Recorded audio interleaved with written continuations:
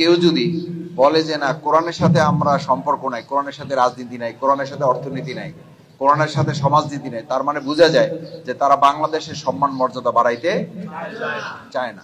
কারণ কোরআনের সাথে সম্পর্ক বাড়াইলেই তো আল্লাহ তাআলা ওই সমাজ, ওই জাতি, ওই রাষ্ট্রের মর্যাদা বাড়ায় না কমায়? বাড়ায়। ওই কোরআনের আলোকে সমাজ তৈরি করলে সেইটা সোনার সমাজ হয় না সেইটা মানে খারাপ সমাজ হয়? সোনার সমাজ হয়। মদিনাটা তো জাহিলি মদিনা ছিল।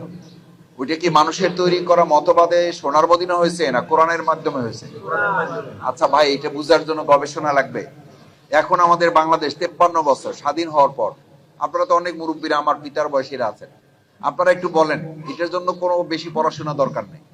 53 বছর যারা দেশ চালাইছে তার আমাদের দেশকে পরিপূর্ণভাবে উন্নত, মানুষের অধিকার প্রতিষ্ঠা, শান্তি নির্মাণ করতে পারছে? পারে নাই।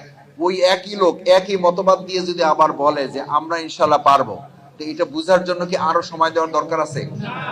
আচ্ছা, এখন যদি কেউ এই কথা বলে আমাদের সামনে যে না এতদিন তো আপনারা দেখলেন মানুষের তৈরি করা মন করা মতবাদ দিয়ে আমরা পারি নাই, এটা বলতে তো তাদের দ্বিধা থাকার কারণ না, তো পারে নাই। 53 বছর সময় কম না তো? দিছে না দেই নাই?